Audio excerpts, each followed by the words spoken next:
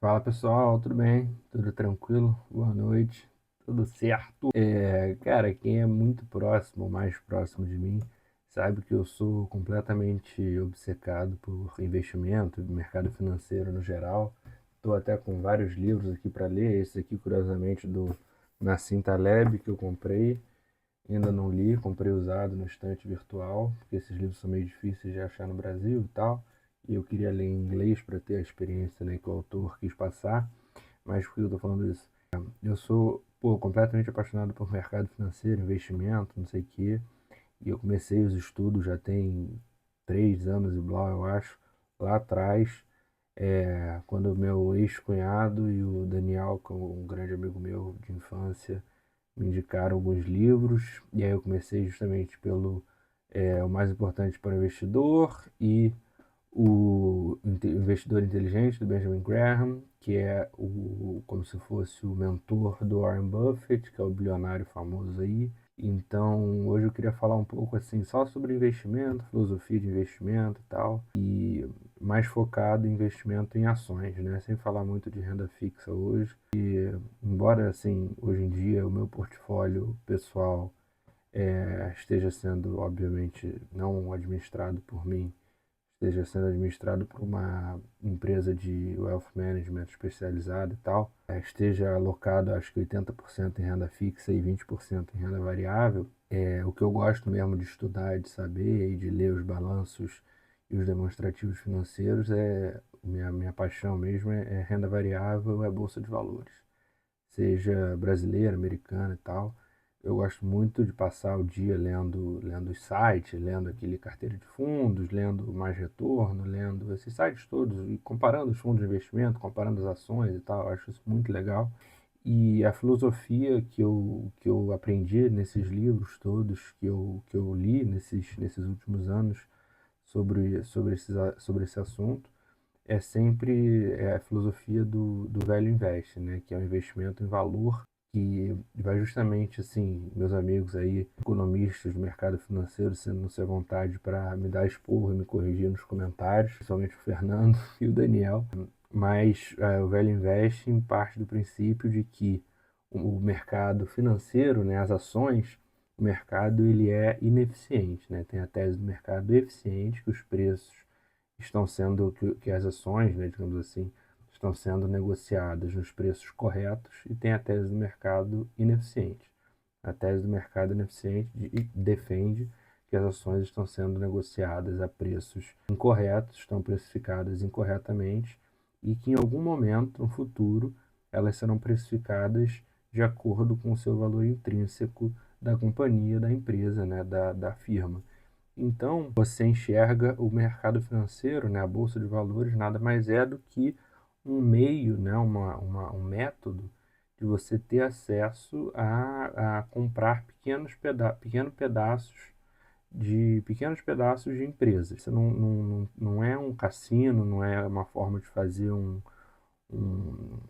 como se diz, uma aposta, mas são formas de você ter acesso e é como se você fosse comprar a padaria da esquina. Quando você vai comprar, se você recebe, se você tem a oportunidade de comprar a padaria da esquina, você não vai sair comprando e vendendo, comprar num dia e vender no dia seguinte. Você vai assim, padaria da esquina está sendo vendida, eu tenho interesse em comprar, é uma coisa que eu entendo, é uma coisa que eu quero ter por bastante tempo, eu vou estudar, vou ver se ela dá lucro, vou ver quanto está sendo pedido, vou ver se o preço é justo, vou fazer a conta, vou fazer o valuation, que é o que chama, né, de quando você calcula o valor daquela companhia, digamos assim, para ver quanto ela vale, né, o seu valor intrínseco. Ela vale X, ela vale R$ 100.000 e o dono da padaria está pedindo R$ 70.000. Então eu vou comprar essa padaria. E aí a tese do velho investe, do Benjamin Graham, é que o mercado financeiro, né, a bolsa de valores, nada mais é do que isso. O senhor mercado lá que ele chama no livro é uma pessoa que ele personifica a bolsa de valores como uma pessoa maníaca, depressiva e tal, não sei o quê, que vai tentar comprar e vender seus bens, suas coisas, suas ações por preços aleatórios todos os dias. É como se todo dia alguém chegasse na sua porta, tentasse comprar a sua casa e oferecesse um dia tanto você sabe que sua casa vale R$ 1 milhão. Aí chega um dia ele oferece 200 mil, no outro 500 mil, no outro 700 mil, no outro 100 mil. Aí um dia ele chega e oferece 1 milhão e 500. E esse for do seu interesse vender, e você sabe que ele está oferecendo mais do que você sabe que a casa vale, você pode vender ou não, sabe? E aí se você quiser vender, você vende a sua casa acima do que ela vale. E aí a ideia é um pouco essa. E aí o princípio do investimento em valor é você encontrar, né, os gestores, as pessoas que fazem o stock picking, né, tipo a análise das ações individuais, encontrar as ações que estão descontadas, que estão sendo negociadas com preço descontadas em relação ao seu valor intrínseco. Aquela empresa vale X, aquela empresa lá na bolsa, ela é listada em bolsa e ela vale 1 bilhão. Mas, de acordo com o valor da ação que está sendo negociada hoje, a capitalização de mercado dela, que é o valor da somatória de todas as ações negociadas e tal, disponíveis, não disponíveis, mas como se fosse o valor de todas as ações dela, ela está sendo avaliada em 800 milhões. Então, se tem 1 bilhão vezes 800, menos 800 milhões, tem esses 200 milhões de diferença. Se isso sendo simplificando ao máximo possível. E tem um livro do Seth Klarman que se chama Margem de Segurança, que ele explica isso perfeitamente bem, que é excelente, mas esse é impossível de achar para vender aqui no Brasil, tem que ir só para ler só em PDF, mas é fácil de achar na internet, mas é uma leitura assim maravilhosa, que ele explica a questão da margem de segurança. A margem de segurança é justamente a diferença entre o valor intrínseco da empresa, o preço justo, digamos assim, e o valor intrínseco da empresa e o preço no qual ela está sendo negociada. Essa diferença, essa porcentagem, digamos assim, como se fosse assim, o valor intrínseco 100% e o preço X%, e essa diferença Y%, essa é a margem de segurança. Você vai calcular, você vai fazer lá o valuation, que chama em inglês, e vai determinar, tal empresa vale R$ 1 bilhão. Mas hoje, com as ações dela sendo negociadas na bolsa, ela está sendo avaliada em 700 milhões. Então, tem 300 milhões de margem de segurança. Óbvio que não é tão simples assim, senão todo mundo ganhava dinheiro. Tem N variáveis.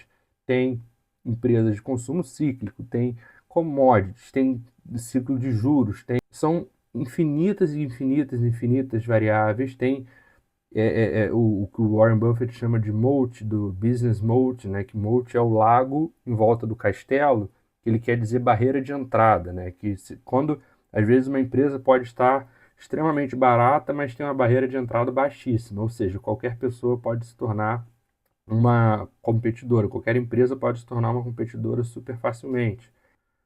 Ele fala muito também da questão das empresas bem administradas. No início da carreira, o Warren Buffett ele comprava empresas baratas, independentemente delas serem bem administradas ou não. Mas em alguma das palestras dele, algum dos livros do Charlie Munger, alguma coisa que eles escreveram, ou das reuniões da Berkshire Hathaway, ele fala que ele parou de comprar empresas somente baratas, sem serem bem administradas, por instrução do Charlie Munger, que era o braço direito dele, que faleceu recentemente. Então, isso no Brasil, no Brasil não, né? No mundo, isso é chamado de value trap, né? Na tradução literal, é como se fosse uma armadilha de valor, quando a empresa está extremamente barata, está extremamente descontada do valor intrínseco, mas na verdade porque ela é muito ruim. Ela é uma empresa muito mal administrada, é uma empresa ruim, é uma empresa que é muito barata, que está muito barata, mas que é uma coisa que não presta, que é ruim, que é melhor não chegar perto. E aí existem as análises, aqui também sendo extremamente simplista, tem as análises fundamentalistas, né, e a análise técnica. A análise técnica é olhar gráfico, que o Warren Buffett uma vez falou uma frase que ficou muito famosa, que ele nunca prestou atenção para análise técnica porque ele estava olhando o gráfico e quando ele virou o gráfico de cabeça para baixo, o resultado foi o mesmo da análise dele. Então ele nunca deu atenção para análise técnica. Análise fundamentalista é você analisar os fundamentos daquela empresa, você vê se os fundamentos da empresa são sólidos, né? A administração, a competência, a qualidade, os produtos, a prestação dos serviços, se é uma empresa bem gerida, se é uma empresa de qualidade, se é uma empresa boa, se é uma empresa, como diz Warren Buffett, se a Bolsa de Valores fechasse amanhã, se seria uma empresa que você ficaria na sua carteira por 10 anos, sabe? Essa é a forma de pensar.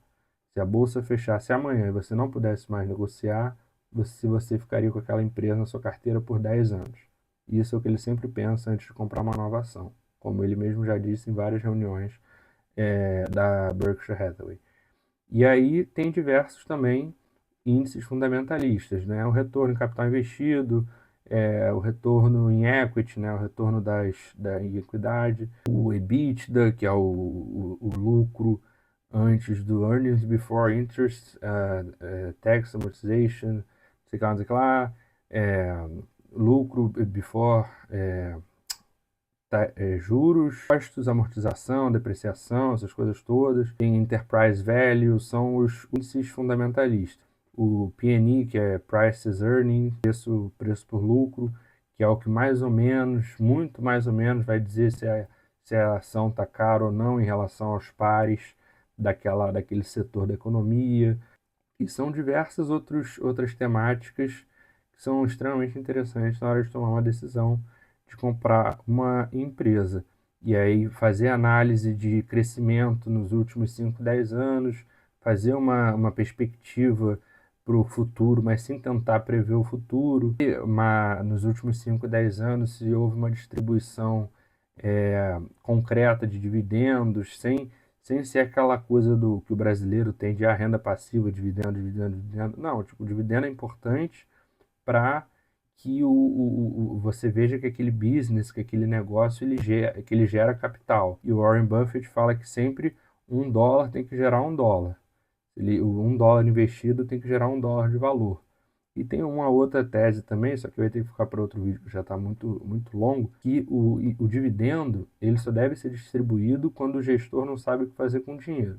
Tanto que a Berkshire Hathaway, que é a empresa do Warren Buffett, que é uma das 10 maiores empresas do mundo, nunca distribuiu dividendo e é a empresa, se não é a que mais valorizou, com certeza é uma das que mais valorizou na história da humanidade. E nunca distribuiu um centavo de dividendo, porque o Warren Buffett reinvestiu 100% dos dividendos e é disparado o melhor alocador de capital da história do mercado de capitais. Então, esse é um tema que fica para outro vídeo, mas o dividendo ele só deve ser distribuído quando o gestor não sabe alocar capital. Mas isso é uma coisa polêmica que não é fácil de explicar e não é fácil nem muito de entender, mas é muito interessante de se pensar. Valeu, pessoal. Muito obrigado. Boa noite.